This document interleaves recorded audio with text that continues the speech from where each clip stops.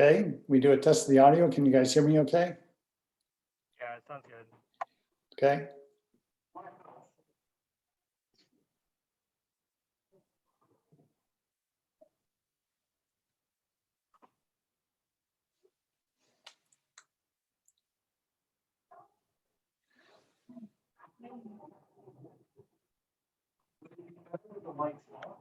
I think so. You can't make the screen bigger. Wait, is there a way to? Is there like a way to like not have a waiting room? Yeah, and then, is there anybody in the waiting room? Click on the participants, make sure there's. Everyone's. Not right. Yeah. So you've got 5 people. And then,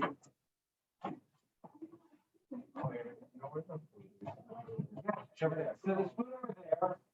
I don't know if they're really food anymore. We can eat in Manzanita, but we can't eat in here because COVID won't go to I don't know. So I don't really care. Yeah, I'll open a window, so we'll have a breeze going. And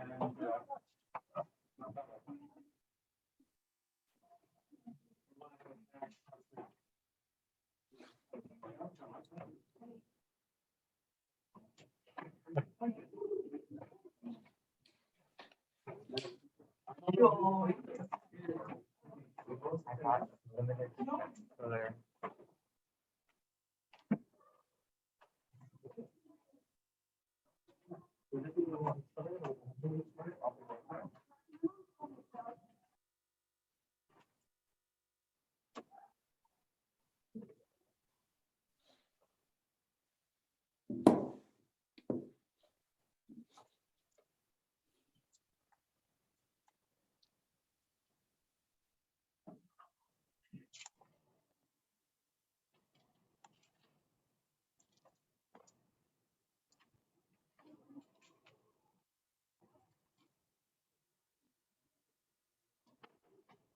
You have it?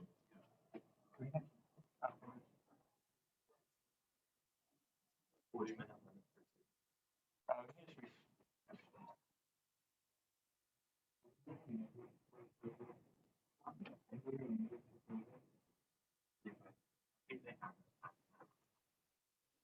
How are we doing there? I see a bunch of students. Yeah, I'm just waiting for a couple more minutes if anyone else wants to join. That's fine. Boy, I can barely hear you. I don't know if you're close to the microphone or not. That's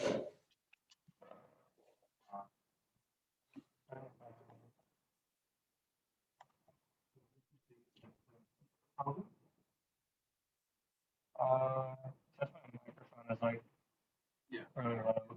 oh, here.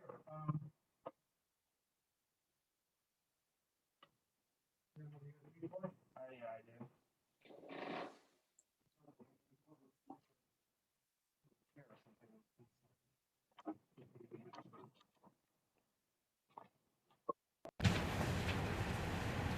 Okay. Is that better? Yeah, I can hear it. So it's Seems like it can hear a lot of It switched the speaker out. Oh. Oh yeah, you gotta see if you can do that.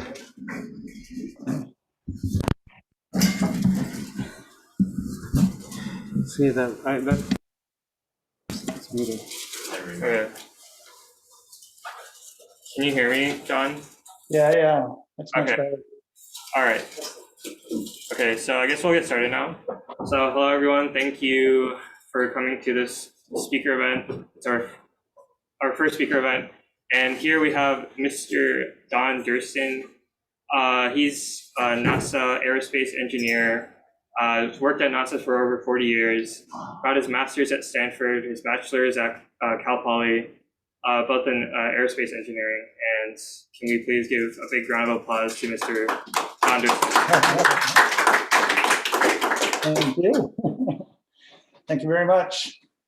I don't know if you can see my face or not, but you should be able to see the title slide. So I'm happy to give this talk. I've given this talk or various versions of it at least a dozen times over the past few years, because there are a lot of people that want to hear about it. And I'm very happy to talk about it. This is the coolest and best project that I've worked on in my whole career at NASA Ames. It's leading to an airplane that's actually going to fly and produce a quiet sonic boom. So that's quite a revolution in aeronautics technology, and I can't wait to see it happen. So like Adi said, I've been working on Ames for over 40 years. I'm probably going to retire in about a year and a half, but I don't think I'm ever really going to leave NASA mentally, because it's such a great place to work. So if any of you would like to work for NASA, we have summer internships available. We generally don't hire high school students, but like if you're just graduated from high school and you want to try it out, you can apply for an internship. And certainly throughout all your college years, you can apply for internships either at NASA Ames or any of the NASA centers and get a great opportunity to work with us for a bit. And the thing is, as we get to know the interns and they get to know us, that really is a great way to put your foot in the door for a possible permanent job in the future. So just keep that in mind. I think you just go to interns.nasa.gov and you can apply for various positions there. So, or write to me or call me if you have questions. So today I want to talk about what's happening in NASA in the way of supersonics research. NASA, as well as the military, have been doing research on supersonics ever since Chuck Yeager broke the sound barrier in 1947. But we've really accelerated that work in the past few years. And it's going to lead to this airplane that you see on the screen that'll be flying sometime later this year. So this is just a computer rendition of it. It's not a photograph of it in flight. But by this time next year, we should have plenty of photos of it in flight. So I'll give you a little outline of what I'm going to talk about here. Just a brief history of supersonic flight. Some of you may already know a number of the things that I'll present, but I'll go over that with you. And then, of course, we have a vision for supersonic flight of the future. That is kind of Concorde 2.0. The Concorde airplane flew for a long time, and it was a great way to get across the ocean quickly, but we're ready for something like that to come back. So the big challenges on the area of the shock waves and sonic booms and their loudness. And so I'll talk about the tools that we use for studying supersonic flight. And then to the highlight of the talk, the low boom flight demonstration mission, where we are building this X-59 airplane. So brief history of supersonic flight. The initial supersonic speed records were set by, at first, the Bell X-1 in 1947, flown by Chuck Yeager. He just barely got over Mach 1, but it was exciting because that was the first time that anybody ever heard a sonic boom. So then, about 6 years later, Scott Crossfield flew the Douglas D-558 skyrocket. He broke Mach 2 for the first time. So, and then Mach 3 was broken just a few years later after that. And so these airplanes, they were pioneers. For those who don't know what Mach number is, I'll just cover that briefly. You can see the equation up there, the aircraft speed over the speed of sound. So the speed of sound up at high altitude is about 662 miles per hour. So at sea level, it's about 760 miles per hour. So there have been two commercial transports, civilian transports, that have been built in the world. One is the Concorde and the other is the Tupolev Tu-144 by the Russians. So for the Concorde, there were 14 of them used by British Airways and Air France. They were used for over 30 years, a lot of passenger service, and it was a great way to get across the Atlantic Ocean quickly. But when they flew over the land, they had to be subsonic because the sonic boom was so loud. For the Tu-144, I guess they also had 14 of them that were used in commercial service, but they didn't really fly that long, just a few years commercially. And I think the plane had a lot of problems compared to. So the Concorde is very loud on takeoff and landing, and its sonic boom was very loud too. So I'm going to play a video for you that shows the Concorde taking off, and you can see how loud it is as it passes over. Let me find my mouse cursor there. And then after it flies by and takeoff, you'll see it passing by at high altitude. And then you'll hear this boom. So just make sure that the speaker in the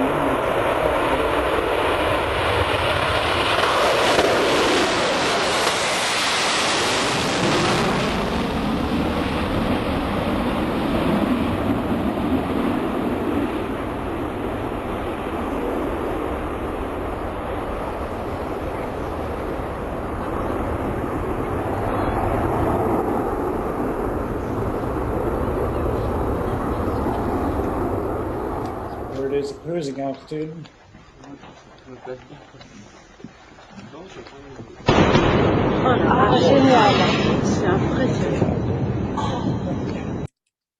like that.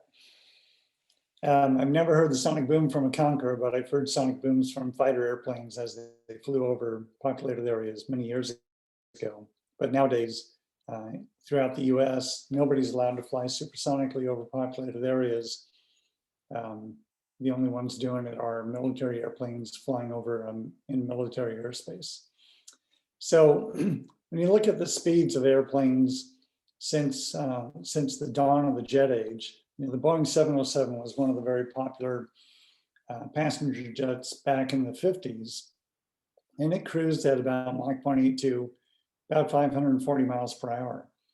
One of the latest airplanes that Boeing has built is now the 787, and you can see that the speed is basically the same. And that's because we're up against, you know, the transonic limit because of the high amount of drag, and it really takes a different shape of the airplane if you want it to go supersonic. So the Concorde flew at Mach 2, about 1,300 miles per hour, more than twice as fast in terms of miles per hour, but it's not flying anymore, so we need a new one. So now I'm talking about the demand and vision for supersonic flight. And I'm sure that all of you would love to fly in a supersonic airplane someday, as I would. So if we can build a lot of supersonic airplanes that have quiet sonic booms, then there'll be a huge market for them. Imagine being able to go, you know, somewhere a few thousand miles away within just a few hours of flight time, have a meeting and come back in time for dinner or for bedtime back at your home. So people would love that, and there certainly is a high demand for it. If any of you have read any of the stories or heard the stories of the SR-71 pilots, that's the SR-71 Blackbird, a Mach 3 plus reconnaissance airplane for the Air Force that flew for many years. I read the story one time about a test pilot who flew it from Palmdale in Southern California, and his mission was to go fly it out to Florida and back. So he took off out of Palmdale, accelerated past Mach 1 over the ocean, passed over Los Angeles. Within an hour, he was passing over Florida. He turned around, and within an hour, he was back in Palmdale and landed. He had breakfast that morning at a diner in Palmdale. He had lunch that same day at the same diner in Palmdale after saying that he went to Florida and back. That's pretty impressive. So we have a vision for commercial supersonic flight. This airplane that's shown in the picture is a Lockheed 1044 concept. It's just a design for a possible future airliner. And I'm sure that Lockheed, you know, is trying to refine that design for possible future commercial transports. So we're hoping that then we can make supersonic flight available to the whole public. And we want them to be efficient, affordable, and environmentally responsible, not only in terms of the sonic boom, but in terms of their emission, their takeoff and landing noise, and so on. So shockwaves and sonic booms. Here's a nice video of some Blue Angel airplanes passing over San Francisco Bay during Fleet Week. Some of you may have been to Fleet Week and seen these planes fly. Pretty impressive. So enjoy this video over there.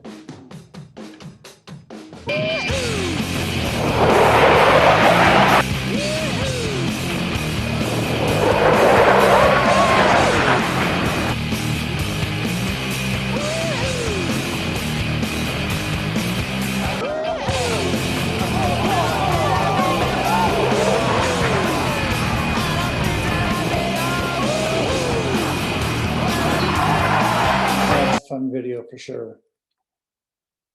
So here's another video. So watch for the condensation that forms around the airplane, just moisture in the air that condenses out because of the low pressures around the airplane as it's flying at near transonic speeds. It's going close to Mach 1 here, but not above Mach 1. Due to the fog development with water and wind.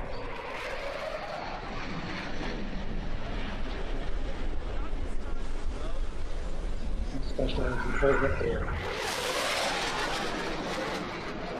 Not a fog that appeared there. So if you're really quick with your camera and you set it at a high shutter speed and get a detailed high resolution picture like this, then you can see the beautiful image of the shock waves around the airplane. So you can see the Angel Island in the background there, and you see some distortions in the flow. So these distortions here are caused by shock waves. You can see some of the lines going up at a slight angle here. So those are shock waves. In fact, you can just barely see this tall shock here coming from the just behind the pilot's head over the canopy. That's because the canopy is a convex surface where the airflow is going over the canopy and then accelerating for a short time. And then the canopy curvature becomes less, and it has what we call an adverse pressure gradient behind it, where the pressure is now increasing instead of decreasing. And with that pressure increase, the flow will decelerate from above Mach 1, just the front of the shock wave, to below Mach 1, just behind the shock wave.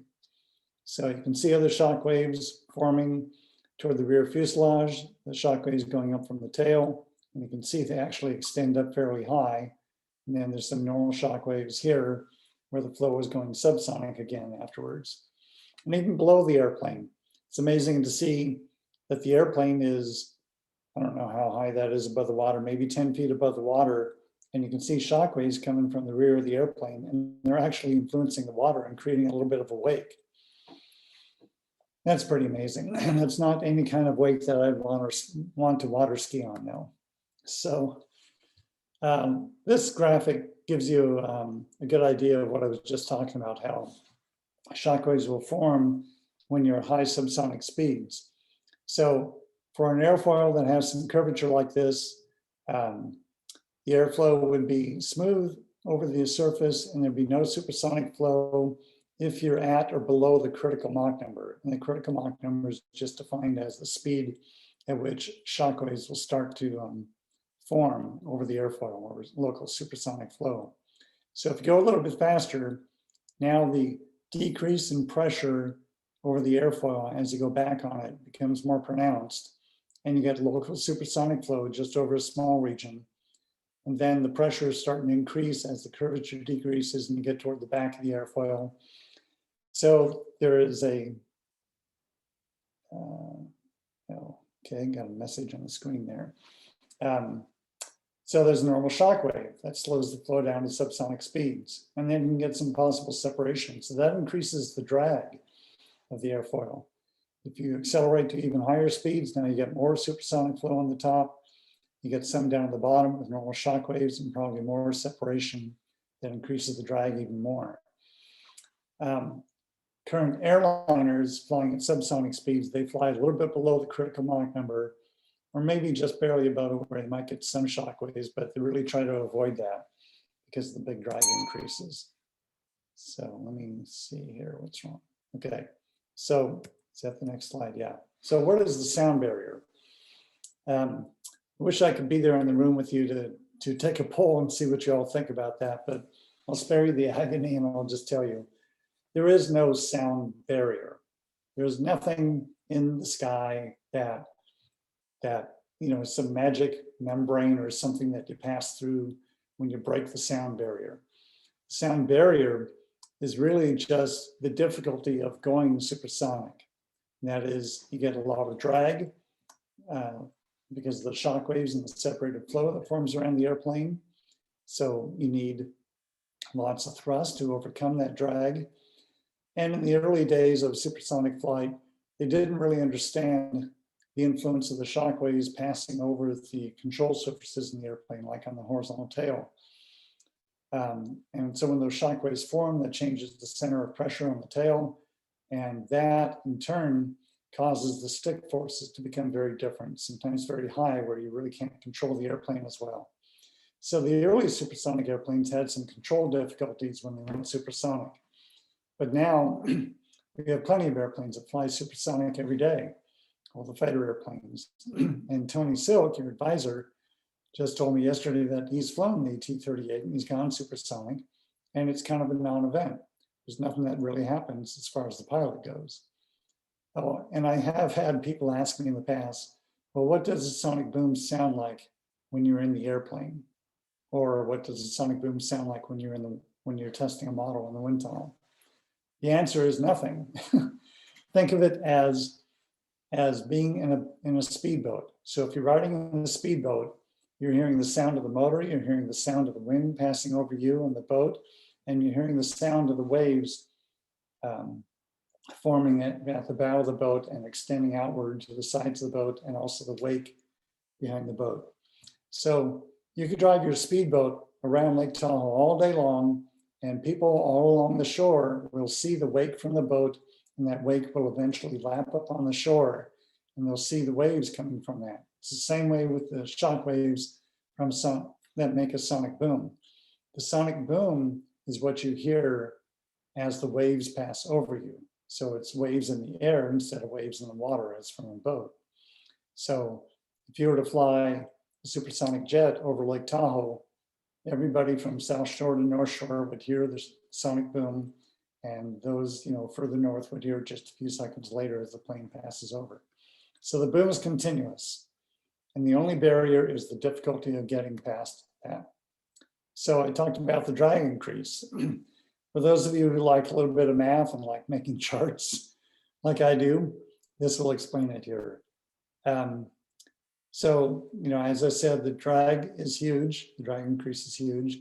Incoming air is redirected around the airplane, shocks are created, and that causes what we call wave drag.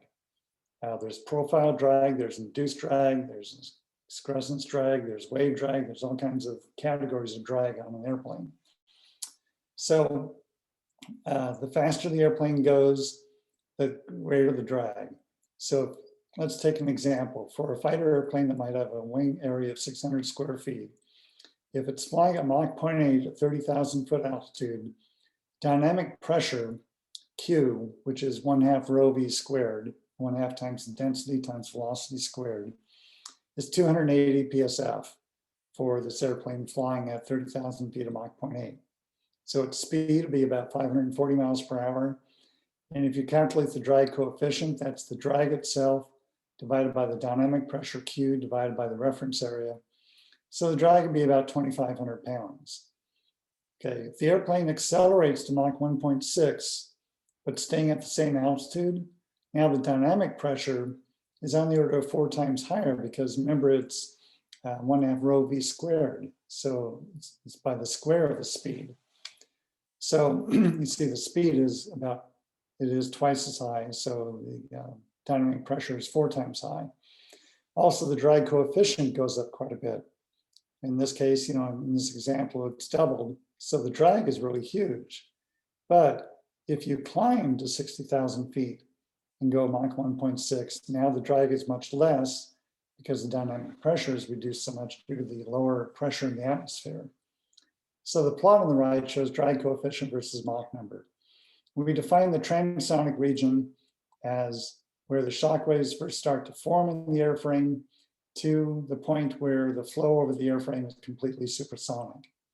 So it's kind of a variable region, and it depends on the airplane. So these red dashed lines point out the two lines over here on the table, where at Mach 0.8, the drag coefficient is low, Mach 1.6, the drag coefficient is higher. And you can see by the green line, the drag at 30,000 feet altitude, it's low as you're below the transonic speeds, but it increases quite a bit and then continues to increase as you accelerate supersonically. So you just have to have strong engines and an airframe that's designed for low drag. Okay, so what makes a sonic boom? Here's a picture of an F-18 flying subsonically, then right at Mach 1 and supersonic. So just like with a boat, if you're in the boat, but it's going slow, just kind of trolling through the water, then you'll see the waves kind of go ahead of the boat a little bit, just kind of gently breaking ahead of the boat. And then the waves are kind of slowly going out from all around the boat. So the boat accelerates to a speed that is equal to the wave speed in water, or an airplane accelerating to the speed that pressure waves move through the air. Then as you go to Mach 1, you'll get a shock front, which is a line that's tangent to all of these circles, each circle representing the sound waves going out from the tip of the nose tip of the airplane as it flies through the air. But if the airplane is going faster than the speed of pressure waves in the air, then each of these circles, they're no longer tangent at a wave front with a vertical line, but rather you get the shock cone here. So that's what the shock waves would look like from an airplane flying at supersonic speeds. And so you can see here that, if you're on the ground, this plane is passing over you, you'll hear the sonic boom as the shock waves pass over you. So talk about the pressure distributions below an airplane and what happens to that pressure signature, we call it, as it moves toward the ground. So if you have a plane like the Concorde flying here at high altitude, and if you were to, if you could be up there and have a little probe underneath it to survey the pressures as it flies overhead, you would see a shock wave here at the front, and then maybe some expansion or lowering of the pressure as you move back along the fuselage. But then when you get to the wing, you get another shock wave here, and then you get to a wider part of the wing or the engine cells and back around the tail, you get a bigger shock and then an expansion. Then eventually the pressure recovers back to ambient pressure. So if you were to survey the flow below the airplane at a little bit lower altitude, then you'd see that the pressure signature is not so complex. And that's because a number of these small shock waves and expansions have coalesced or merged. So within a few hundred feet of the aircraft, many of the shock waves are nearly done merging. And then by the time you get down to the ground, it looks like a big N wave. Just think of the letter N that's stretched out over a long distance. So the sonic boom consists of, an initial pressure rise over a very short rise time, just a few hundredths of a second. Then there's an expansion, and you don't hear that because it's spread over a long distance. And in this case, time-wise, it's generally less than half a second. But then as the pressure recovers to the ambient pressure at the end, then you hear another boom with a sudden pressure increase. So this is a loud boom, boom. But if you design the airplane for a quiet sonic boom, you can see that for this, there's a little diagram of the X-59 airplane up there. You might have a weak shock up front, and then a gradual pressure rise, and then some other shocks as you get toward the rear of the airplane, and especially, with the wings and the tails and the engine nacelle and everything. But if you tailor all these shock waves correctly, make them not too strong, and it's just really in the shaping of the airframe, then you can find a way to prevent them from all merging at the front and the back and creating strong pressure rises at the front and the back. And what you end up with at the ground is a pressure signature that looks more like a gentle sine wave than a strong N wave. So that's the design challenge. Figure out how to design the airplane, to shape it, and to integrate the engine, both in terms of the inlet and in the nacelle with the nozzle at the end and the engine exhaust. You want to shape all those things and integrate the whole design so that you minimize the boom. So the Concorde, its ground pressure signature was a sharp N wave, and that was very loud, as you heard in that video. But if you can design the airplane properly for a quiet boom, then you can get pressure waves on the ground that look more like sine waves there, and they'd be much quieter. So how quiet is the sonic boom intended to be for the X-59? Here's a little scale that shows PLDB, perceived level in decibels. It's one of the common scales for, for quantifying a sound level that people would hear.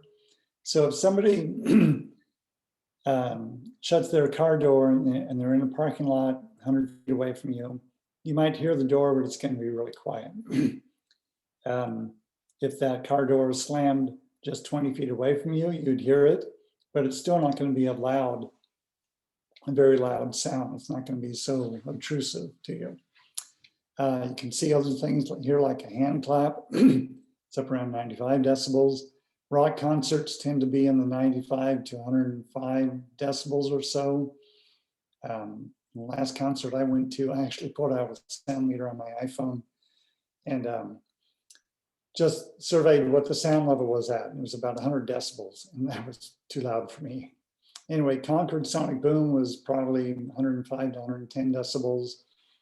And you can see that there are other examples of very loud sounds that are really kind of too hard on our hearing. So to study how to make an airplane have a quiet sonic boom, we use tools in 3 different areas. One is wind tunnel testing, another is computer simulation, and then lastly, flight testing. And the flight testing is the most expensive because obviously it's a lot of money to build an airplane and to go fly it. So first I'll talk about the wind tunnel test. Now I'm going to talk about the CFD, I'm sorry, computational fluid dynamics. So many of you probably already have had exposure to some CAD programs, computer-aided design, where you draw up the geometry of something like an airplane on the computer and you get a smooth representation of all the surfaces. So you start with that. Then you can run it through a flow solver that will compute a pressure distribution over the entire airplane. And so these are pressure contours where blue are low pressures and red are high pressures. And so the red, like in the back of the wing here around the engine nacelle, those are shock waves that are coming up from the surface. So that's in a nutshell how we use CFD to study the shock waves and the pressure fields around the airplane. So this is from a code that we call LAVA, the Launch and Ascent Vehicle Acoustics Code. It's run on the supercomputers at NASA. And so it's predicting the pressure field around the X-59. So you can see there's shock waves at the nose here, but the shocks aren't that strong compared to some of the other shocks. Notice that there's no big canopy on this airframe. It's just kind of a gentle curve here. If we had a big canopy, like on the F-18 or the F-16, then that would create a strong shock wave that would go up, but also these shock waves will go down too, and that would create a louder boom. So I'll talk about that in a moment.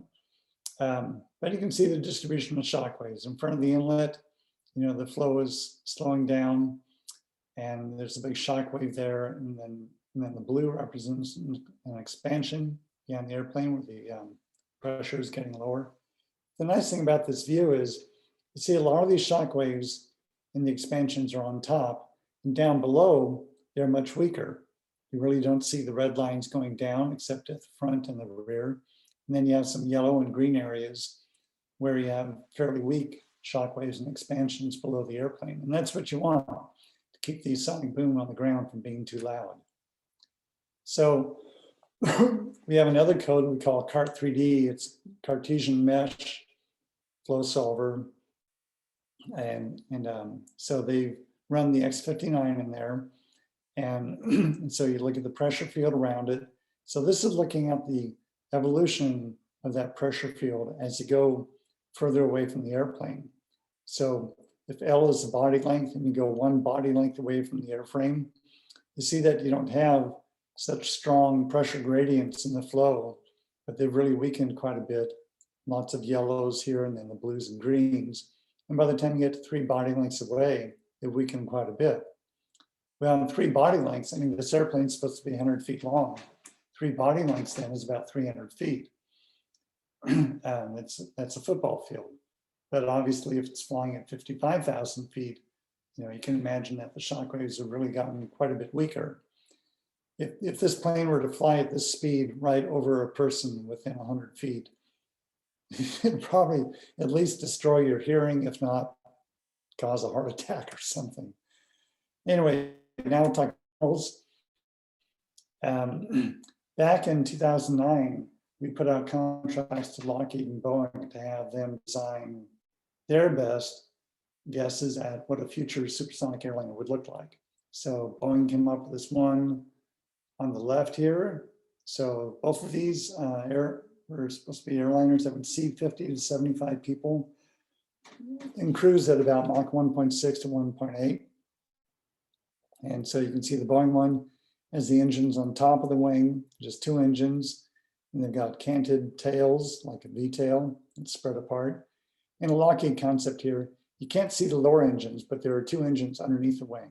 You saw this Lockheed airliner in a previous picture that I showed you a few concepts that they designed, and then we had wind tunnel models made of those. So this is a model of the Boeing airplane that we tested in the NASA Ames 9 by 7 foot supersonic wind tunnel. And you can see there I am in the picture. That's my job. I'm in charge of sonic boom wind tunnel testing for NASA. When there's a sonic boom test to be done, I'm usually the guy in charge of it. So this model is a little bit over a foot long, about 16 inches. In the background, you can see there's this big chunk of metal, big flat plate essentially, but it's tapered. It's an inch wide at the base, going down to 1/10 of an inch wide at the tip of it here. And we have 420 tiny pressure orifices all along the length of this pressure rail that will measure that pressure signature in a line below the model. Below, but sideways in this picture because of the way the tunnel is designed. So we can run it in the tunnel and measure the pressures, and then we use the CFD codes to calculate those pressure distributions. This is a model of the same Boeing configuration, but it's 2 3/4 times larger. And so we ran this as well. The larger model we used for measuring the aerodynamics, the lift, drag, side force, pitching moment, et cetera, so that we can get better resolution on those forces. And the small model we use for measuring the off-body pressures, because the model, you can see here, is fairly small and the rail is long, so that we can move the model around so that the pressures fall in different parts of the rail for the measurement. So the combination of these two models gets us good measurements of the aerodynamics and of the sonic boom. So here's a picture of that Lockheed concept in the wind tunnel. And there you can see the pressure rail in the background, tunnel strut here over on the right. So this tunnel strut can move left and right in and out of the walls, and that can move the model either closer to the rail or further away from the rail, so that we can measure the pressures at different heights relative to the rail. This cylindrical body back here is actually a linear actuator where we can drive the model forward and aft and take measurements of the pressure signature at different points on the rail, and then average those together to get a smooth pressure signature. So this tunnel is the fastest large tunnel at NASA Ames, again, 9 feet across but 7 feet high. And in order to drive the air at this tunnel goes up to Mach 2.5. In order to drive the air at that speed, and if the tunnel's up at high pressure, then it'll use about 175 megawatts of power continuously. And if you add up the power costs plus the cost of the people to run it and the maintenance costs, to run a wind tunnel test in that tunnel costs about $3 per second. So it's very expensive. And we typically will run a test for a couple of weeks in there. So if we run it for a couple of weeks, double shift operation per day, we're talking over $1 million for a test. So this is what we call a Schlerin image. Schlerin is just the German word for streak or streak lines. And this is a picture taken of that small Boeing sonic boom model. And this was tested at the Glenn 8 by 6 supersonic wind tunnel in Cleveland, Ohio. So we're seeing a view through windows of the tunnel that are on the sides. And so it's collimated light. You have a light source that goes to a concave mirror. It collimates the light so it's all parallel, passes through the tunnel, And, and so you can see the shock waves around the airframe. And so that light hits another mirror, it's concave, it reduces light to a pinpoint past the knife edge, and then you get it on a camera, CCD, so that you can get the picture. So with the right processing of it, you can see the shock waves that are visible in the tunnel. And you can just barely see the nose shock waves here. They're pretty hard to see, but they are visible. So that's a way to get those images in the wind tunnel. Now you can see here's a T-38, and your advisor Tony has flown one of these. Yay, Tony, I'm jealous of that. But we have figured out how to take photographs of airplanes flying by at supersonic speeds in flight and process the images so that we can see all the shock waves and expansions around the airframe. So Tony, I don't know if you've seen any of these pictures before. This was on the cover of Aviation Week, actually back in 2015, with the T-38 out of Edwards Air Force Base. So it's a similar process. The camera airplane was flying at about, I think it was flying at about 30,000 feet altitude. It was a King Air, a twin turboprop. Camera mounted at the bottom, and the T-38 flew below it. And I think the Mach number here is probably about 1.05 or so. So the shock wave is not real steep yet, but it's just an amazing picture. And here's another beautiful picture of a T-38. This is using a better processing method, so the picture is clear here.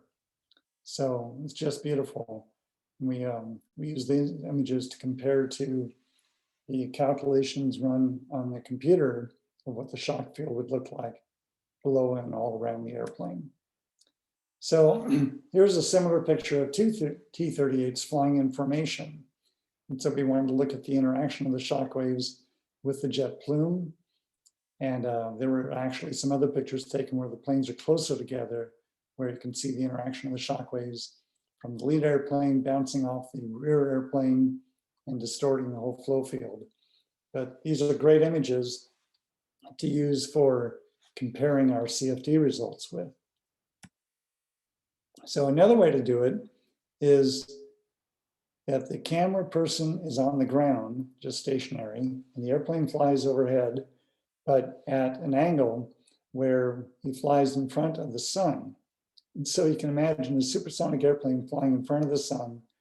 That's a very short time duration, and it happens very fast. But if you align it properly and your camera's taking a series of high-speed pictures, then you can do the same kind of Schlieren technique with this and visualize the shock waves around the airplane passing in front of the sun. So next time you see an airplane flying by, if it's about to pass in front of the sun, you know, if you had your camera all set up, high resolution, high speed images, you can make an image like this. But of course you need the processing software. So write to NASA, maybe they can give it to you. So now I want to talk about the X-59, low boom flight demonstration mission. So this is an airplane designed by Lockheed, and its sole purpose is to demonstrate that it has a quiet sonic boom. We call it the Quest aircraft, Quiet Supersonic Technology Aircraft. So Lockheed is nearly done building this now, and hopefully it'll be flying by the end of this year. The goal is to get the FAA and ICAO, International Civil Aviation Organization, to change the rules. Right now, the rule says no supersonic flight over land except in military areas. We want the rule to be changed to read something like supersonic flight over populated areas is permitted as long as you can show that the sonic boom will be below some decibel level. We're shooting for 75 decibels or less. So Lockheed designed the airplane in 2016 and 2017. I went to the preliminary design review for it in 2017.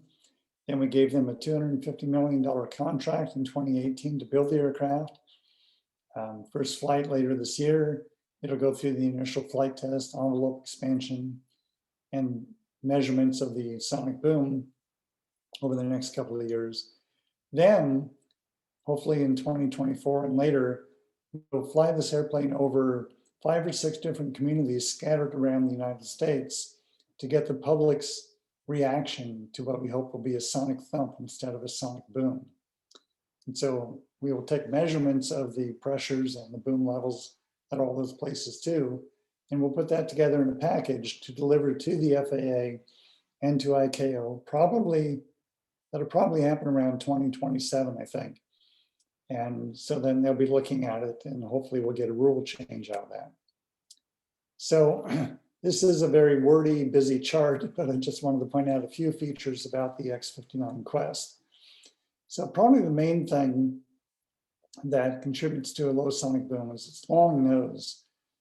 The nose is almost 1/3 of the body length. It's just amazing. So it then has canards up front, and then the canopy for the pilot. You see the pilot has no forward visibility. So you can just barely see it right up here. There's a camera pod looking forward. So that camera is looking along the nose here. And it does give a little, allows a little bit of a downward angle. So the pilot has a big screen in front of him. I'll show you a picture of that in a moment. But this canopy is the aft canopy from a T-38 aircraft. So we're using that. The engine is just a standard General Electric F414. It's what's used in the F-18s. The landing gears from F-16s. So we're using a lot of off-the-shelf parts just to minimize cost. And there's no reason to make brand new parts for this. This airplane is just to demonstrate the technology. So here's a 3 view of the airplane. You can download this on the web. The website's down here. So it gives you an idea, the pilot's sitting almost halfway back in the airplane with this really long nose here. And you can see that the wings have a lot of sweep, and even the horizontal tail has a lot of sweep. So it's a fascinating design. So here's what the cockpit looks like. The pilot will see this big screen in front of him that gives that view from the camera in front of him. And then he also has these 2 side windows, so he can see a little bit to the sides, but unfortunately the canards are blocking his view. Lockheed felt like they needed the canards there for pitch trim, both at high speed and low speed. So they're there. And then you can see the 2 screens down below are typical a multifunction display and a primary aircraft attitude indicator instrument down below for the pilot to use. So they tested this camera system on a twin turboprop airplane with NASA, where they had 2 cameras on the front of it, and then they had a guy sitting in back looking at the camera views, and he was actually able to control the airplane just based on these camera views. And then this lower center image here is a camera view that they got from this flight test. So I will talk about the mission profile here. This is a view of the state of Florida, and it's not really shown here, but this is flying over Kennedy Space Center in Florida, where they're going to use the long runway there. So this is just one example. So the aircraft would take off, fly out over the ocean, accelerate to supersonic speeds, and the color shading in this oval here indicates the loudness of the boom. So when you're accelerating to supersonic speeds and continuing that acceleration up to Mach 1.4, which is the cruise condition, the boom will be very loud for starters. So supersonic transports that are flying for the public, they're going to have flight profiles to take them over unpopulated areas or maybe the ocean, where they accelerate to supersonic speeds so that they don't give people a loud boom from that. But then as it's going over land here, see the green area where the boom is what we expect to be, about 75 decibels. So it does a pass at supersonic speeds. Then it slows down, goes back around to the starting point again, re-accelerates supersonic. So it's doing 2 passes. Then it'll go back and land. So our goal is to take measurements on the ground as well as from specialized airplanes flying below this X-59 that have microphones attached to them. And we want to get the public's reaction. So I think that there will be NASA public people on the ground talking to people on the ground. What did you think of that? Did you hear it? Or was it really loud or annoying, or did you barely hear it? So that's the goal there. We talked about wind tunnel testing.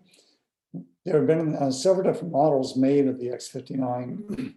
This is 9.5% scale model, which means the airplane's about 100 feet long. This is just short of 10 feet long. Fairly large model that was run in the Glen 8x6 supersonic wind tunnel. This tunnel was 6 feet wide and 8 feet high. So this is a picture of the model in that tunnel. Then we built a smaller model that was run in the 12-foot subsonic wind tunnel at NASA Langley.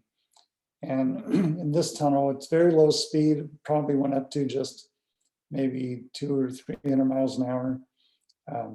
Not nearly supersonic, but they tested different control surfaces on it to look at the low speed handling characteristics. For an even lower speed tunnel, we built a very large model. It's about 15 feet long. That was run in the NASA 14 by 22 foot subsonic wind tunnel. So we ran this both with and without landing gear, and you can see we've got flaps down here. We did an oil flow visualization to look at the flow patterns over the top of the airframe. So we got that. The picture that I didn't show was in the Glen 8x6 wind tunnel in October last year. I was at the 8x6 wind tunnel and we ran a sonic boom model of this configuration. And that model was just 19 inches long. And so we measured the sonic boom pressure signature in this Glen wind tunnel here. So now I'll talk about flight simulators. You can imagine that Lockheed and NASA have been developing flight simulators for training the pilots and flying the X-59. So these are some early pictures of those. I've seen later pictures of them where the flight simulators are much more sophisticated. But this one on the left is and on the center picture, this is the flight simulator at NASA Armstrong. It's down by Edwards Air Force Base in Southern California. And I have flown this simulator. It's pretty easy to fly, actually.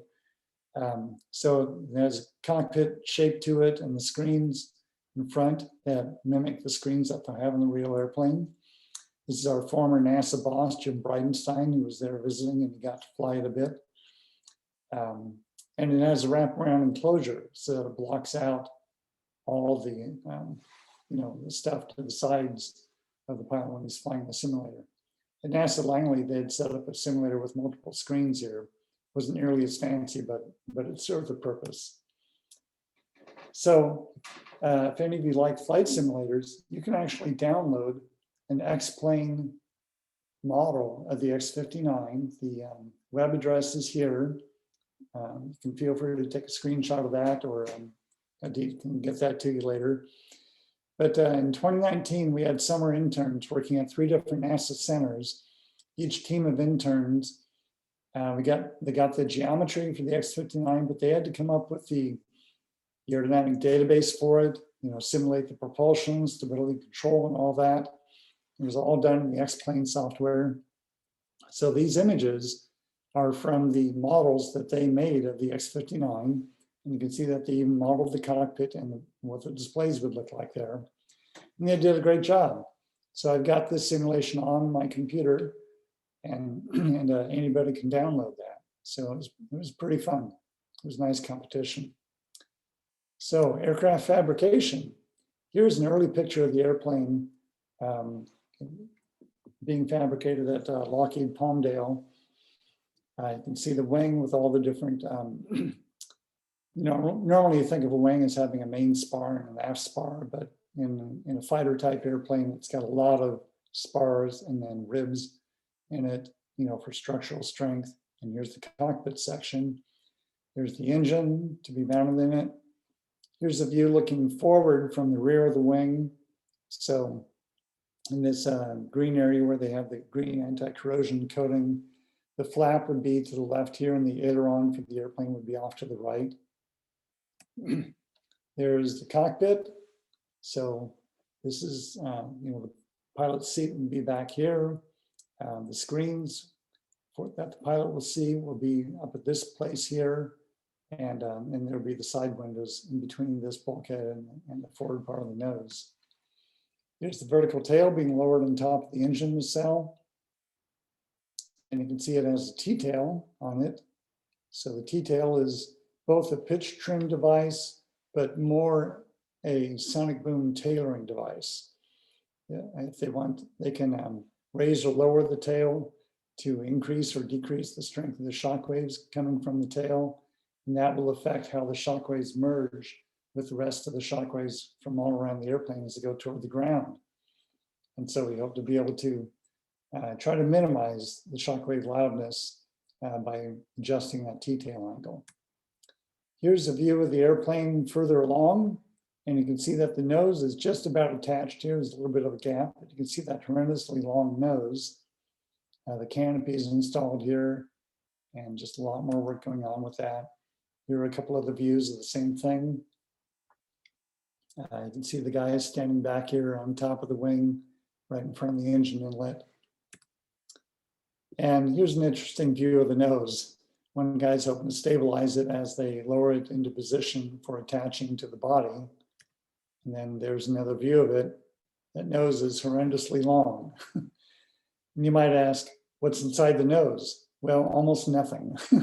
There'll be some flight test instrumentation with a probe out in front of the nose for the initial flight testing, but basically they wanted the nose to be as lightweight as possible because if it was too heavy, the center of gravity would be too far forward for the airplane. So there's the airplane lifted off of the jig finally. The nose was not attached at this point, obviously, but they're getting ready to move it. And what they did was they moved it out to Lockheed in Fort Worth, Texas, to do some ground testing of it. The testing was structural load testing, where they put various jacks all over the airframe and the wings and the tails to simulate the flight loads on it, to measure the actual deflections. They're doing fuel system testing. They're testing other systems on the airframe. And so they have those facilities for doing that in Texas. Here's the airplane with nose attached and everything at that facility in Texas. And that just gives you an idea of the length of the airplane. And there it is in the structural test facility where you have all these jacks pushing up in the wings and measuring deflections. And so I heard the result of that it came out pretty well within an acceptable percentage of what they expected. So that validated the construction of the airplane. And it's just about done with all the testing there. And I think within a few weeks, it'll be wrapped in that blue, that blue wrap again and put on this truck. This is literally how they shipped it. This truck with a long flatbed, and they drove it on the highways between Texas and California. So I've got a video to show you. It's about 4 minutes long, but one of our NASA test pilots who will fly the airplane is talking in the video, and some other people. And I think you'll find it interesting in hearing more about the X-59 and its mission.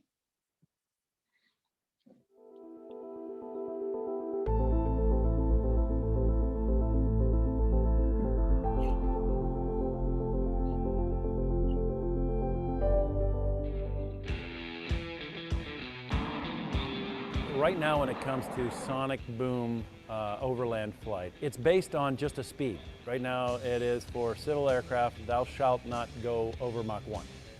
What we want to do is we want to change that regulation and base it on the noise and not on just an arbitrary speed. So the Low Boom Flight Demonstrator Project's goal is to design, develop, and test a vehicle that has a low noise sonic boom signature. The new sonic boom from the LBFD airplane, or X-59A, will sound more like a thump, we're hoping. Your traditional sonic boom typically sounds like two big cracks. But right now we can fly F-18s, get some sonic booms, record them, measure information about the weather, and then use that to build models. We've done bits and pieces of tailoring the boom in flight and through the design tools. So this project is actually the culmination of activities like the Quiet Spike project that we had on the F-15 with Gulfstream. We've done tests such as faint, where we studied Mach cutoff and the extent of the carpet size. It says 6 decades of sonic boom research. So it's 60 years in the making, really. A shaped boom demonstrator. This X-59 is the next logical step.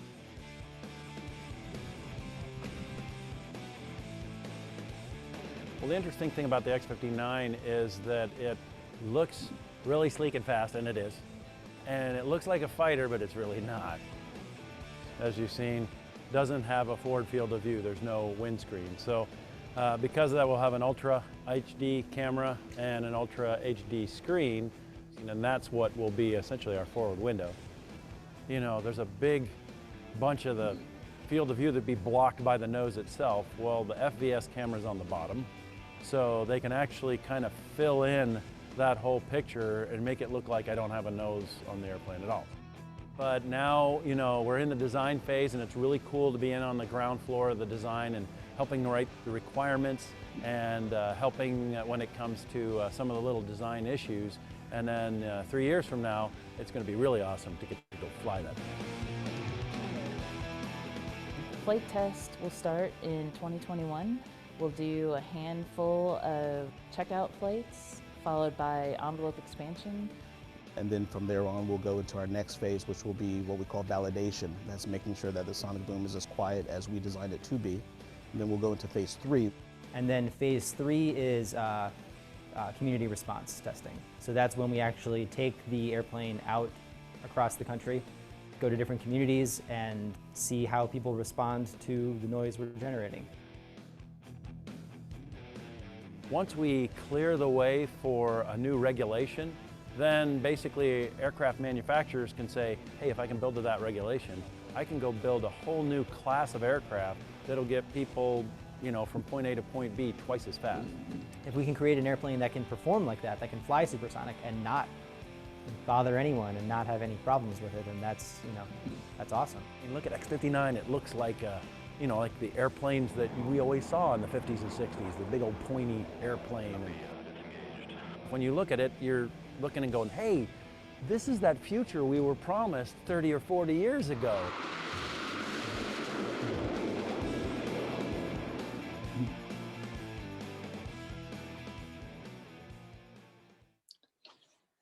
That's a nice video. I like that. Really explains what the project is about, how they're going to do it. And it's nice talking to those pilots. I've spoken with those test pilots that were shown in the video. They're pretty excited about being able to fly it.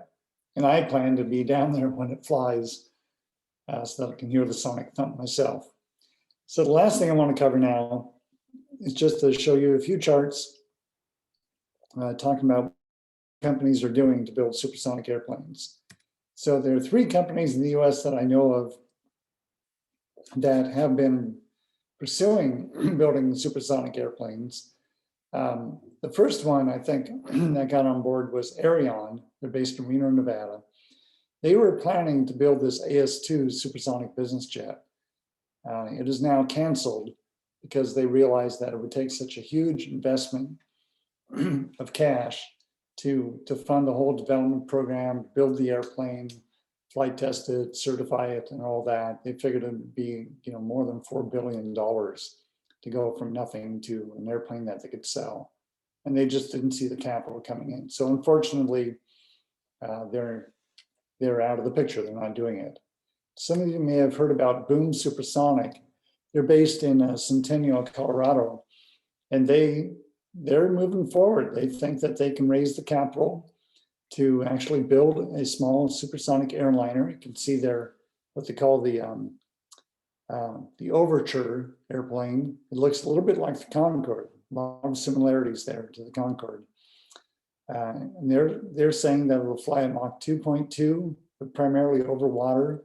It's not a low boom configuration. You can see the nose is not long like it is on the X-59, and they have the windscreen here that will create strong shock waves that will go down to the ground. They have their engines below the wing. Shock waves in the engines will be stronger going down to the ground than they would be if the engines were up on top. But it's meant to be one of the earliest, you know, supersonic passenger airliners. So they are also building this XB-1 flight demonstrator. that is completed now, and I think it's going to be flying later this year. And this is not to be a low boom demonstrator like the X-59, but rather just an airplane that they could fly to demonstrate supersonic flight, to learn what they can about building supersonic airplanes. This is not a video, this is just a screenshot from a video that I took from their website. There's another company called Spike Aerospace that has some conceptual drawings like this one of what they claim to be a Mach 1.6, large business jet transport. They're claiming that it would be low boom, sound level be below 75 decibels, but we really haven't heard much from them. I don't know where they stand with this, or if they're still in the business, or if they've refined their design. So boom supersonic is the only one that I know of, but you can bet that larger companies like certainly Lockheed, Boeing, Gulfstream is probably interested in this, Cessna, Bombardier, as well as Airbus. I'm pretty sure that all of them are looking to the future to hopefully build supersonic transports. So we'll just have to see what comes out of all that. So that's it for my talk. There's a nice view of the X-59 with a pilot walking toward it. I'll take any questions here. So just feel free to speak up. All right, let's give one more round of applause to Mr. Durston for giving an amazing talk. So we'll take any questions now if you have it. I have a question. I'm back here. You don't just see me. This is Tony Silk again. So the long nose, if you're planning on doing this for a commercial vehicle, would it also need the nose to be almost 50% of the aircraft? Probably. Yeah, thanks for the question, Tony. I can't see in the camera view, but it was nice talking to you yesterday. So certainly, I think it's a certainty that for future large transport aircraft, they will have to have long noses. I don't know if the nose is really going to be as long in relation to the body length as it is on the X-59. I showed you those Boeing and Lockheed concepts that were designed in 2009. They were predicting the sound levels from those as being in the low 80s in PLDB level. But that's probably not low enough to really become acceptable for widespread passenger flight over populated areas. So their noses are long, but they may not be long enough. And it's the whole shaping of the airframe.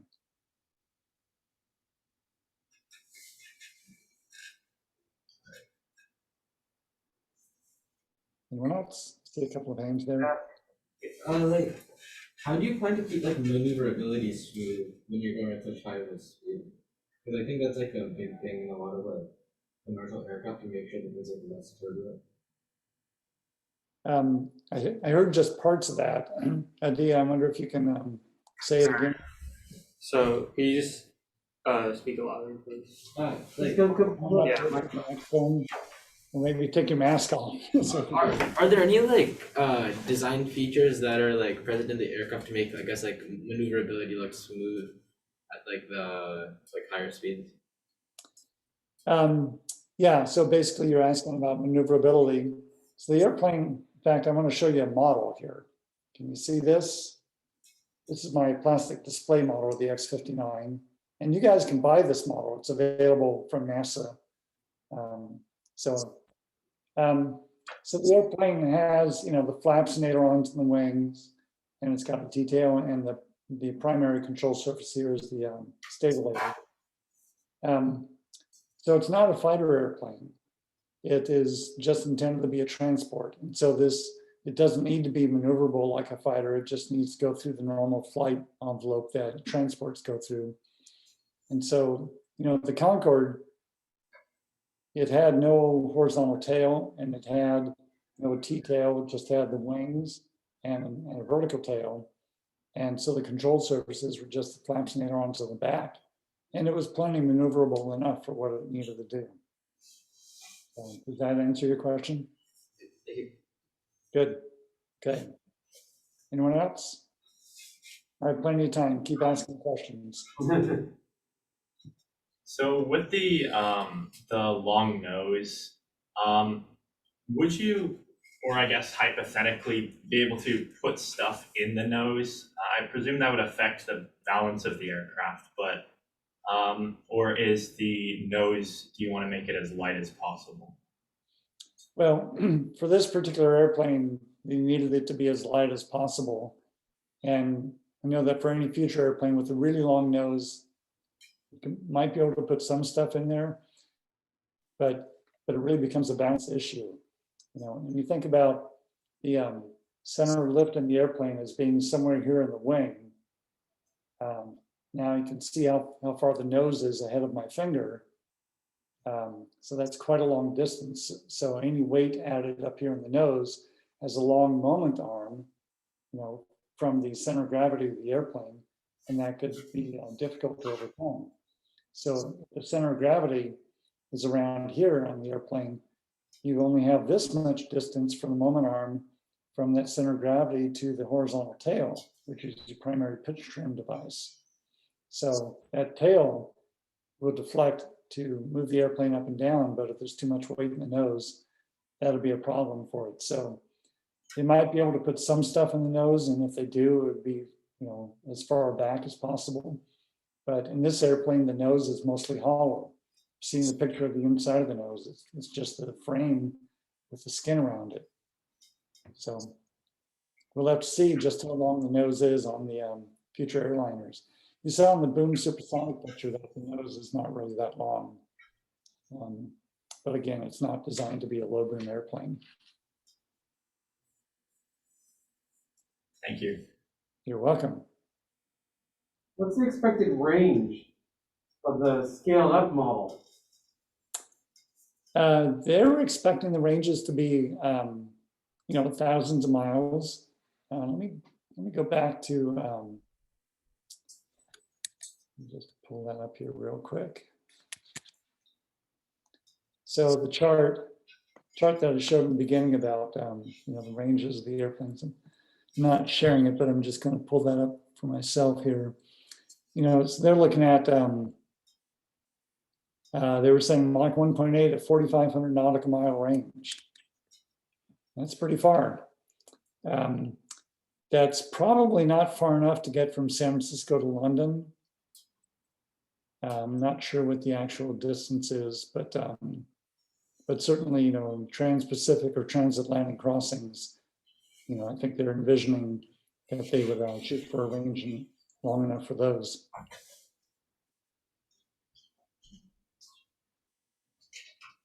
Uh, 5375 is the circle route from San Francisco to London. 5375? Yeah. Okay, Not quite. that might be pushing it a bit then. I guess like one question, I know the Concorde's engines were like really inefficient. That was kind of another reason it failed. I guess, how does the X-59 like line up against the Concorde in terms of fuel efficiency and like the amount of fuel on the engines? Yeah, so that's a good question. It's just, you know, the Concorde engines were designed in the late 50s. I believe they're the Olympus. I think they were turbofans, but the fan on them was very small. The fan, the GE414 powers the F-18. It's still a small fan. It might be just a little bit larger, but it's just much more efficient. Just being, you know, an engine that was designed 40 years later. So we know how to design the compressor part of it and the combustion chamber and the turbine part to be much more efficient with all the airflow going through. So, and by the time we get future supersonic airliners, you know, there will be further advances in engine technology that'll make them more efficient. The goal is for the future supersonic airliners to not have to fly with the engine in the afterburner the whole time.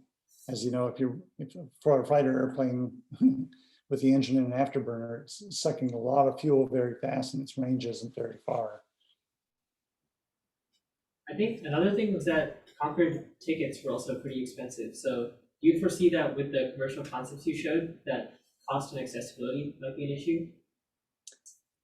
Yeah, so certainly, just as with modern day business jets, the subsonic jets, it's really only the rich people or the corporations that fly on those. The general public doesn't fly those because, the tickets are, several $1,000s for what might be a $300 airfare on a typical subsonic jet, like a 737. So Concorde tickets were pricey. Certainly in the beginning years of supersonic travel coming up, tickets will be pricey. Boom Supersonic is saying that they're going to have fairly low ticket prices that will be not much higher than today's subsonic airliner prices. But number one, I'm not sure that I believe that. And number two, I think it's going to take a lot of development and a lot of years of supersonic flying before ticket prices come down, proportionally to the point where the public can fly on them on a regular basis. So that being said, I don't know when Boom Supersonic is predicting that they'll be that their planes will be ready for passenger service. By the way, United Airlines has placed an order for a number of their airplanes. But say that happens within 7 or 8 or 10 years or so. I'm certain that the ticket prices for that will be quite high at the start. And then possibly as more airplanes are built, ticket prices should come down a bit. And then as other companies are building supersonic airplanes, it's becoming more commonplace. Ticket prices will come down, but I think just the fact that you're going supersonic, you're burning more fuel, that's going to cause the price to be high. Development costs for these airplanes will be very high compared to subsonic airliners because, Boeing and Airbus, they're making tons of subsonic airplanes all the time, so they've got their development costs way down. Until we get to like 50 years from now, where it's common for many different manufacturers to make supersonic airplanes, the cost of building these airplanes is going to be much higher. So unfortunately, I think within my lifetime, I don't see ticket prices being low or, down to what the general public can afford. For you guys in class, your high school students, I think the prospects of the ticket prices being low enough for you to fly in them on a regular basis, prospects are probably pretty good for that. So you guys have something to look forward to there. I'm just hoping that there's a supersonic airliner that I could fly in before I'm too old to fly. And I'm thinking that, even if tickets are $5,000, I'd like to do that at least once. I wish I had gotten a ride on the Concorde, but I didn't have nearly that kind of money back then. So we'll just have to see. Do we have any more questions for Mr. Durston? All right.